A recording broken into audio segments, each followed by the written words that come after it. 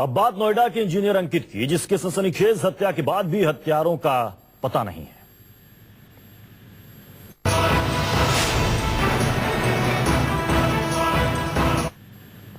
नोएडा में TCS engineer अंकित चौहान की हत्या किसने की, ये सवाल गहराता जा रहा है। पुलिस के हाथ खाली हैं। वही अंकित के घर वालों में असंतोष बढ़ता जा रहा है। आपको बता दें कि कल सेक्टर 76 में अंकित को अज्ञात हमलावरों ने उन्हीं की गाड़ी में गोली मार दी थी और इस वारदात के वक्त अंकित के साथ उसका दोस्त भी था, लेकिन उसे कुछ नहीं हुआ। अंकित की पत्नी एक्सेंचर कंपनी में काम करती है और अंकित उसी से मिलकर वापस लौट रहा था।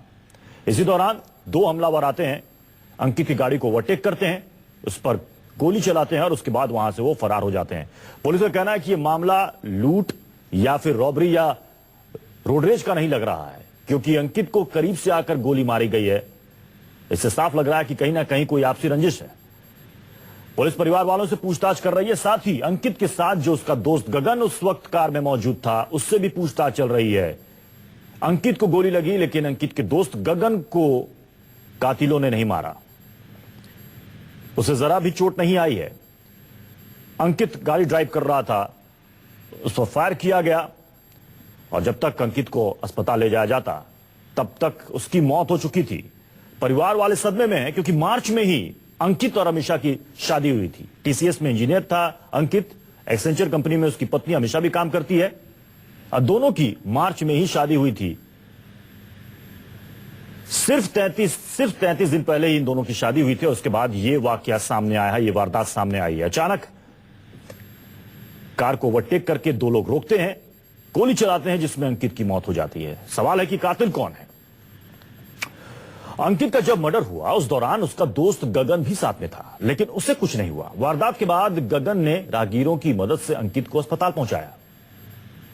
हम लोग जाने लग रहे थे, कॉलेज से वापस आ रहे थे, तो आते हुए देखा कि कई सारे लोग झुंड बना के खड़े थे। तो हमें जैसे ही देखा तो फिर एक बंदा जो के साथ था वो रो रहा था और देखा कि गाड़ी पूरी तरह लगी पड़ी है। फिर हमने उतरे, बाइक से उतरे, बाइक लाके उतरे तो फिर ये चिल्लाते गाड़ी चला लो, उसको हॉस्पिटल लेके जाना है। तो वहाँ पे कई सारे आदमी थे, तो कोई गाड़ी चला नहीं रहा था, तो हमें आते थे, हमने कहा ठीक है हम चला लेते हैं। तो वो देखा तो उसको गोली वोली लगी हुई थी। फिर हम इसको लेके गए शिवालिक हॉस्पिटल में। शिवालिक में जाके कम से कम आधा एक घंटा तो वेस्ट ही हो गया वहाँ पे। कभी डॉक्टर आ रहा है, कभी नहीं आ रहा है। फिर एंड टाइम पे एम्बुलेंस नहीं थी, 15-20 मिनट एम्बुलेंस में लग गई। स्ट्रक्चर नहीं थे, स्ट्रेटर बिना फालतू में से घूमते रहे हम लोग। बस फिर उसके यहाँ पे लेके आए। हमारे साथ प्रशांत देव हमारे संवाददाता इस वक्त जुड़ चुके हैं। प्रशांत, पुलिस को कोई सुराग मिला? देखिए, पुलिस को अभी तक कोई सुराग नहीं मिला, लेकिन ये हमें पता चल रहा है कि ये एक आपसी राइवलरी की बात समझ में आ रही है और इसको टारगेट करके मारा गया है, वो बदमाश से, ऐसी जानकारी मिल रही है। लेकिन सबसे बड़ी चिंता की बात इसमें यह है कि जैसे कि उस मददगार ने बात बताई कि शिवालिक अस्पताल वाले ने जो रिफ्यूज किया, उसे वहां पे पहले मदद नहीं दी, ये एक बहुत बड़ा क्राइम है और इसको भी पुलिस इन्वेस्टिगेट कर रही है कि हॉस्पिटल ने नेग्लिजेंसी क्यों दिखाई। और दूसरी बात कि अभी पुलिस की कई टीमें इसमें बनी हुई हैं और जगह जगह पुलिस जो है अरेस्ट कर रही है, पता लगा रही है। हालांकि अभी तक पुलिस को कोई सीसीटीवी फुटेज भी नहीं मिल पाई है जिससे कोई मदद या कोई सुराग मिल पाए। लेकिन अभी जितने भी उनके नजदीक के लोग हैं उनसे पूछताछ कर रही है और उस दिन, उसके 2 दिन पहले क्या क्या घटनाएं घटी, किससे बात हुई, क्या राइवलरी थी, ये अभी फाइंड आउट कर रही है। लेकिन अभी कोई सुराग पुलिस के हाथ नहीं लग पाया।